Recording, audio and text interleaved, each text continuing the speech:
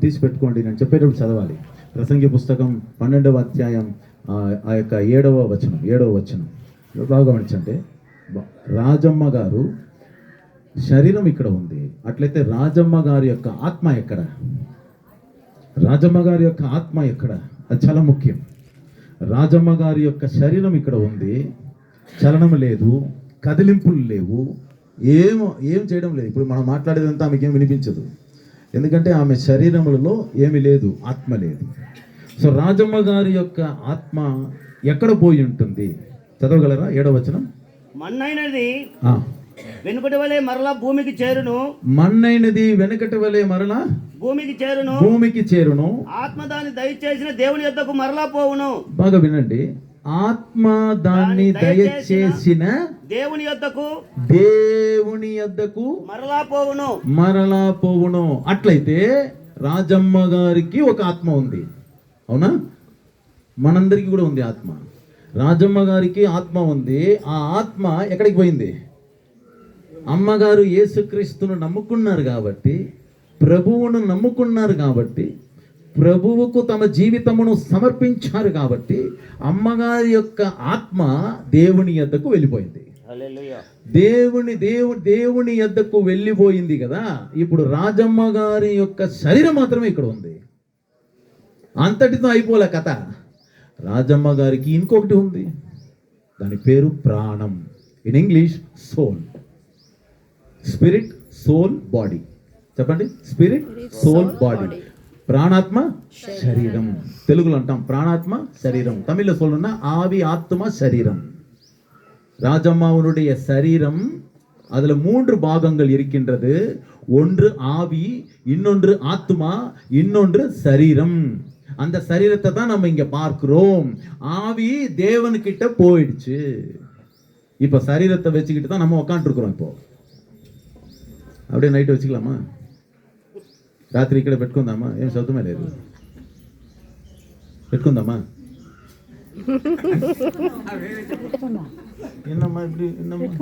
పెట్టుకుందామా? అట్టి మాట్లాడి అది పెద్ద మినిస్టర్ అయినా పెట్టుకోలేరమ్మా. దేశానికే ప్రైమ్ మినిస్టర్ అయినా పెట్టుకోలేము. సాయంత్రం అవ్వగానే అందరూ ఏమంటారు? ఎత్తే అంటారు. దేన్ని? రాజమ్మని చెప్పరు. రేపు మనల్ని కూడా అట్లా అంటారు, నన్ను కూడా అట్లా అంటారు. నన్ను పాస్టర్ అంటారా, నన్ను రెవరెండ్ అంటారా, నన్ను డాక్టర్ అంటారా? అదంతా నేను చదివిన చదువు, నాకున్న టైటిల్ అదంతా. Reverend, doctor, pastor Simon Raj. ఎట్లా? నేను చచ్చిపోతే సింప్లీ వాళ్ళు చెప్పేది నన్ను ఏమంటది? బాడీ, శరీరం.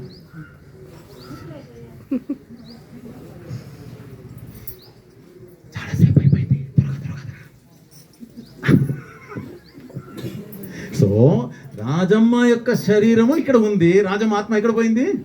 దేవుని యొద్దకు. మీరు చెప్పకపోతే మళ్ళీ ఫస్ట్ నుంచి స్టార్ట్ చేద్దాం. సరే, రాజమ్మ యొక్క ఆత్మ ఎక్కడ పోయింది? దేవుని యొద్దకు పోయింది. రాజమ్మ శరీరం ఇక్కడ ఉంది. ఇంకొకటి ఏముంది? ప్రాణం. ఇంకొకటి ఏమిటి ఉంది? ప్రాణం. అమ్మ గమనించండి, అమ్మ ఇక్కడ గమనించండి, చాలా ముఖ్యం. నేను ఎక్కువసేపు చేయను. ఇప్పుడు రాజమ్మకి ఇంకొకటి ఉంది, ఏమిటి? ప్రాణం. సరే, ఈ 3 ఉండేవారే మనిషి. ఇప్పుడు కుక్క ఉంది, జంతువు ఉంది కదా, పిల్లి, కుక్క, కోడి ఏదైనా తీసుకోండి, దానికి 2 ఉంటాయి. 2 అంటే ఏది? శరీరము, దానికి ఒక బాడీ ఉంది, శరీరం ఉంది, ఇంకొకటి ఆత్మ ఉంది. ఆత్మ అంటే మనకున్న ఆత్మలాగా కదా, ఆత్మ ఉంది, ప్రాణం లేదు దానికి. అందుకే దానికి ఏమి లేదు, శిక్షాఫలం లేదు. నరకము, పరలోకము అనే శిక్షాఫలము కుక్కకు, నక్కకులంతా లేదు. మనకు మాత్రమే దేవుడు ఉంచాడు. ఇప్పుడు మనకి ఏముందంటే శిక్షాఫలం ఉంది. మనము రక్షింపబడితే శిక్షాఫలము లేదు. రోమా 8:1 తీసుకుని పెట్టుకోవాలి. చెప్పగట్టకు చదవాలి, టైం లేదు.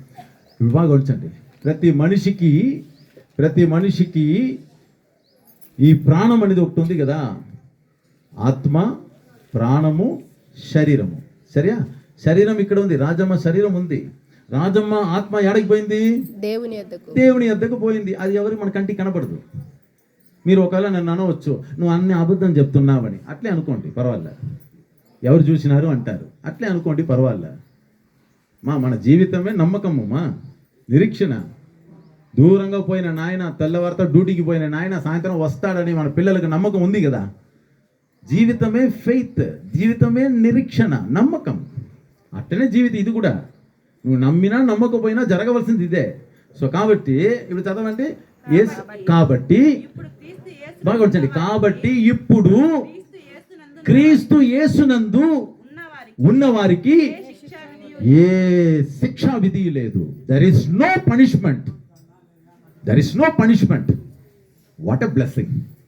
ఎంత గొప్ప ఆశీర్వాదం.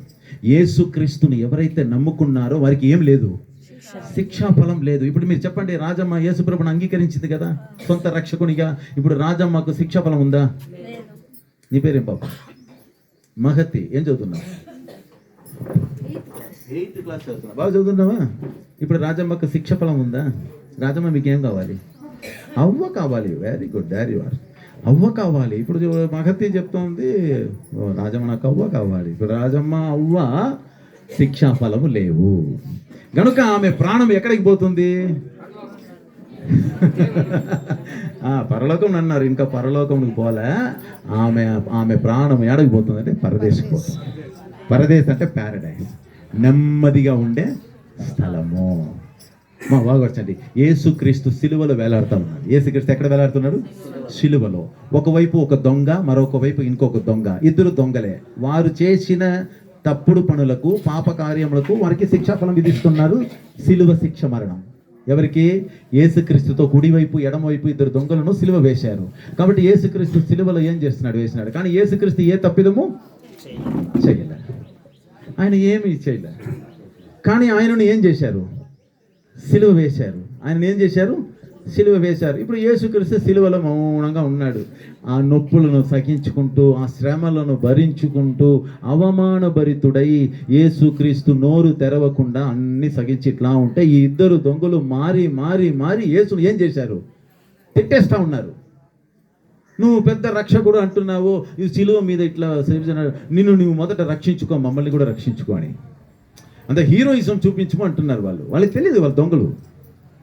సడన్గా ఒక దొంగ టక్కున వాడు ఏం చేస్తున్నాడంటే ఆ దొంగను గద్దిస్తూ ఉన్నాడు. రే, నోరు మూసుకొని గమ్మునుండ్రా, నువ్వు నేను చేసిన పాపానికి మనకు శిక్షాఫలం కరెక్టే, కానీ ఈయన ఏ తప్పిదం చేయలేదు కదా. ఈయన ఏ తప్పిదము చేయలేదు కదా, కాబట్టి నోరు మూసుకొని గమ్మును ఉండు అన్నాడు. ఆ తర్వాత యేసుప్రభు ఇదన్నీ వింటానే ఉన్నాడు, కానీ యేసుప్రభు సైలెంట్గా ఉన్నాడు. మళ్ళీ ఆ దొంగ గద్దించినాడు చూడండి.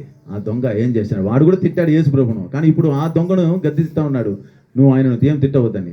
ఇప్పుడు వాడు అంటున్నాడు యేసును చూసి, యేసు, నీ రాజ్యంలో నువ్వు వచ్చేటప్పుడు నన్ను ఏం చేసుకో, జ్ఞాపకము చేసుకో అంటున్నాడు. ఇది ఎప్పుడైతే యేసుప్రభు చెవుల్లో ఆ మాటలు వచ్చేసిందో వెంటనే యేసుప్రభు ఆ దొంగకు ఒక వాగ్దానం ఇచ్చాడు. ఆమేన్, హల్లెలూయా. రాజమ్మ గారికి పెట్టే వచ్చేసింది చిత్తూరు నుంచి. దేవునికి స్తోత్రం కలుగును గాక. బాగా గమనించండి. యేసుప్రభు అంటున్నాడు, అది లూకా సువార్త 23వ అధ్యాయంలో ఐ థింక్ 42వ వచనం, అది చూసుకొని మీరు చదవాలి మీరు ఆ భాగం మాత్రం. ఎందుకంటే ఇప్పుడు గుడ్ ఫ్రైడే వస్తుంది, శుభ శుక్రవారం మనం ధ్యానం చేస్తాం. చాలా ఫెమిలియర్ వర్డ్ అది, మీరు తీసుకొని చదవండి. యేసుప్రభు ఏమంటున్నాడు? ఆయనను చూచి, యేసు, నీవు నీ రాజ్యంలోనికి వచ్చినప్పుడు నన్ను జ్ఞాపకం చేసుకొనమని. అందుకు ఆయన వానితో నేడు అందుకు ఆయన వానితో నేడు నీవు నాతో కూడా ఎక్కడ? పరదేశులో. గణపతి బాగా ఉంచాలి. పరలోకం కాదు, బైబిల్ చెప్తుంది. పరలోకం కాదు, స్వర్గం కాదు. బైబిల్ చెప్తుంది పరదేశు అని చెప్తుంది. ఓకే, పరదేశం అనేది వేరేదో స్థలం అని అనుకోవద్దు. పరలోకమును పోవడానికి ముందున్న ఒక స్థలం, అది తాత్కాలికమైన ఒక స్థలం. సరే, దేవునికి స్తోత్రం కలుగును కాక. ఇప్పుడు విషయం ఏమిటంటే, యేసు ప్రభు వాగ్దానం ఇస్తున్నాడు. ఏమని వాగ్దానం అంటే, ఈరోజు నువ్వు చనిపోతే నాతో కూడా నువ్వు ఎక్కడ ఉంటావు? పరదేశంలో ఉంటావు. అట్లయితే యేసు ప్రభు కూడా పరదేశకు పోతాడు మరణించిన తరువాత. అదే శుభప్రదమైన నిరీక్షణ. హల్లెలూయా. అదే ఏమిటి? అది శుభప్రదమైన నిరీక్షణ. అదే శుభప్రదమైన నిరీక్షణ.